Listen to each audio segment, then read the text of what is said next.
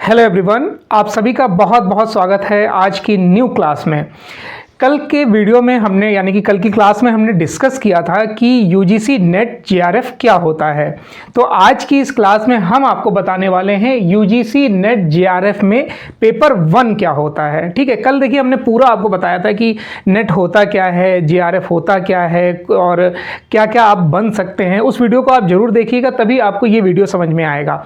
अब एक मोटे तौर पर आपको बता देते हैं, हालांकि मैंने पहले ही इसको लिख लिया है, लेकिन आपको हम ये बता देते हैं कि यूजीसी नेट में दो पेपर होते हैं, पेपर 1 और पेपर 2।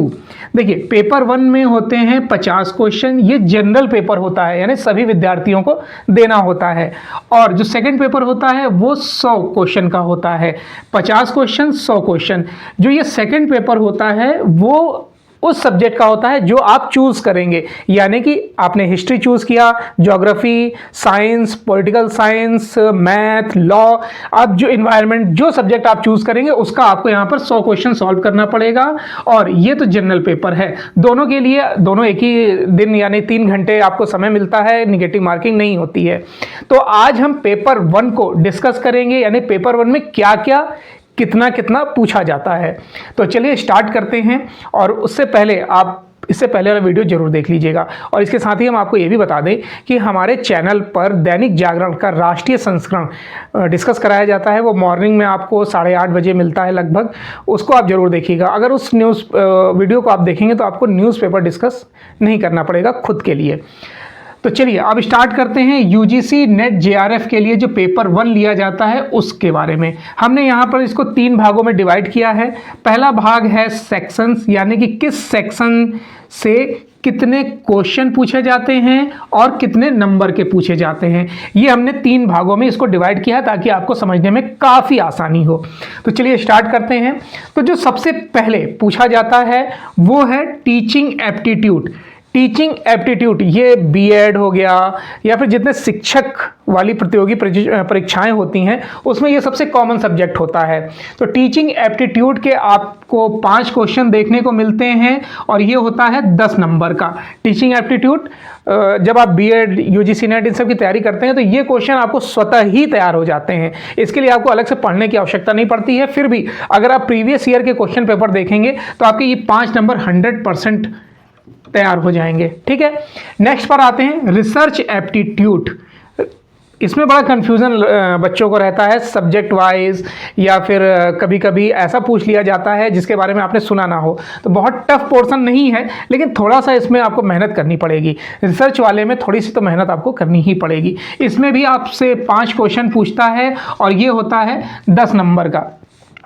और उसके बाद हम थर्ड टॉपिक पर आते हैं जो है रीडिंग कॉम्प्रीहेंशन।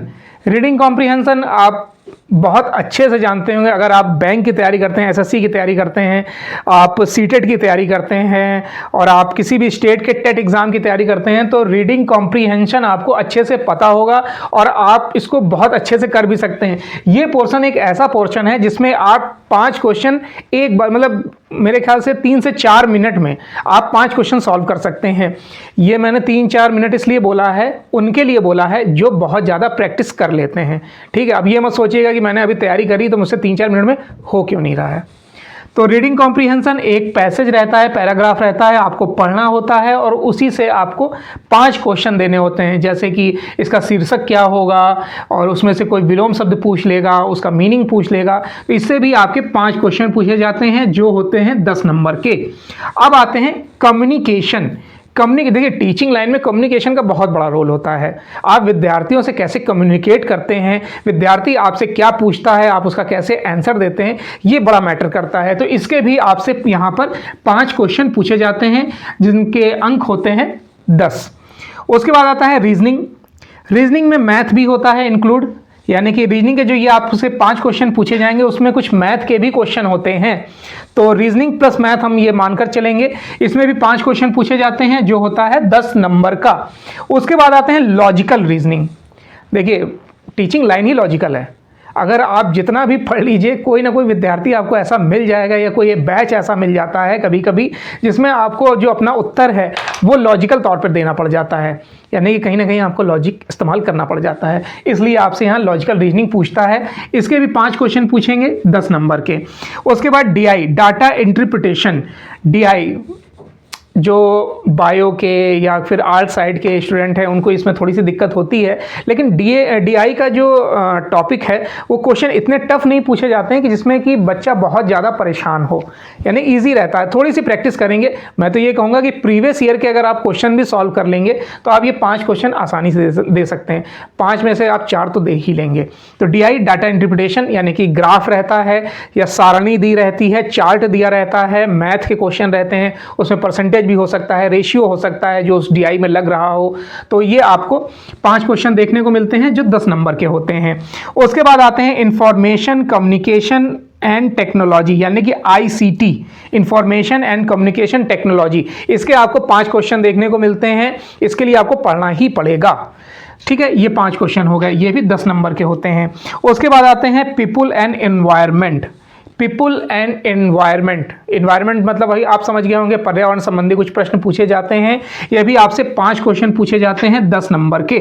और लास्ट में आपसे पूछा जाता है higher education system, governance, polity and administration, यानी हायर एजुकेशन में क्या क्या है, सुधार हो सकता है या क्या अभी तक हो चुका है। ऐसे क्वेश्चन आपसे पूछे जाते हैं जो 5 नंबर के होते हैं और इसके अंक होते हैं 10। अब हम पूरा काउंट करें तो यहाँ पर हमारे क्वेश्चन बनते हैं 50, अंक बनते हैं 100, यानी कि एक क्वेश्चन हुआ हमारा 2 अंक का। नेगेटिव मार्किंग नहीं होती है। अगर आप इसमें से टॉपिक तैयार कर लीजिए, अच्छे से तैयार कर लीजिए, तो आपका असिस्टेंट प्रोफेसर बनना लगभग तय हो जाता है। ये देखिए जनरल पेपर होता है, सबसे ज़्यादा लड़का जो मेहनत करता है, हालांकि मेहनत दोनों ही पेपर में करता है, लेकिन अगर जो सबसे सेफ स्कोर अगर हम माने तो अगर आप फर्स्ट पेपर में 35 प्लस लेकर आते हैं तो ये बिल्कुल सेफ स्कोर है। उसमें होगा क्या, आपको सिर्फ 70 नंबर या फिर 75 नंबर लाने रह जाएंगे सेकेंड पेपर में। समझ रहे हैं इसका वेटेज कितना है, मतलब ये आपको फ्री के नंबर मिलते हैं 35 फ्री के नंबर, मैं तो फ्री बोलूँगा। अब यहाँ पर टीचिंग एप्टीट्यूड हो गया, रिसर्च एप्टीट्यूड हो गया। देखिए किन किन में आप सीधे सीधे 5 क्वेश्चन कर सकते हैं, जैसे कि रीडिंग जो कॉम्प्रीहेंशन होता है इसमें टोटल आप 5 क्वेश्चन कर सकते हैं, रीजनिंग में 5 कर सकते हैं, लॉजिकल रीजनिंग में और DI में, यानी कि 5, 10, 15, 20 क्वेश्चन ऐसे हैं जो आपको मिलने ही मिलने हैं थोड़ी सी मेहनत से। और बाकी इसमें थोड़ी सी मेहनत कर लीजिए। जब आप कर लेंगे तो ऐसा भी नहीं है कि आप 30 में से 50% यानी 15 नंबर ना ला पाएँ, तो 20 ये और 15 ये 35 हो गए, बहुत आसान हो गया। तो आज का जो ये वीडियो था आपको सिर्फ ये बताने के लिए था कि सिलेबस क्या है, कितने क्वेश्चन पूछे जाते हैं और कितने मार्क्स के होते हैं। आप चाहें तो इसका स्क्रीनशॉट ले सकते हैं।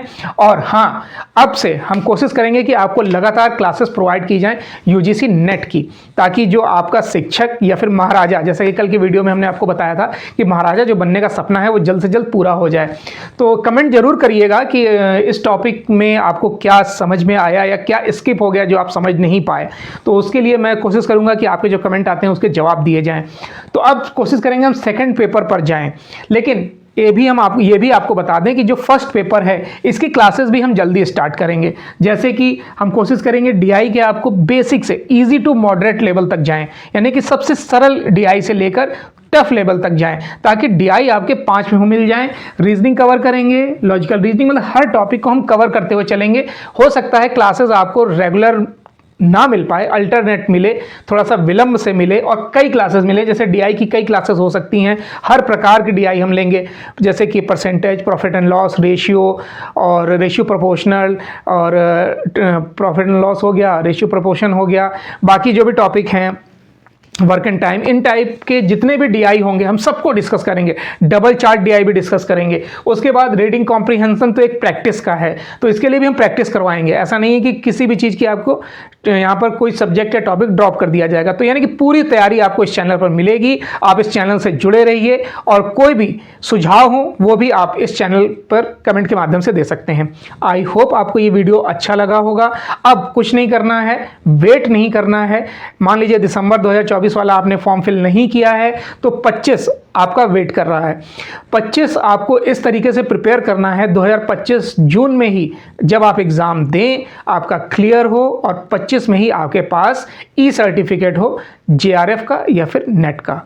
तो इसी उम्मीद के साथ कि आप लोग इस वीडियो को सीरियस लेंगे, पढ़ाई को सीरियस लेंगे, तैयारी करेंगे, तो वीडियो को लाइक कर दीजिएगा, शेयर करिएगा अगर आपको वीडियो अच्छा लगा हो तो, वरना चैनल पर जुड़े रहिए, आपको ऐसे ही वीडियो और मिलते रहेंगे। वीडियो देखने के लिए बहुत बहुत धन्यवाद।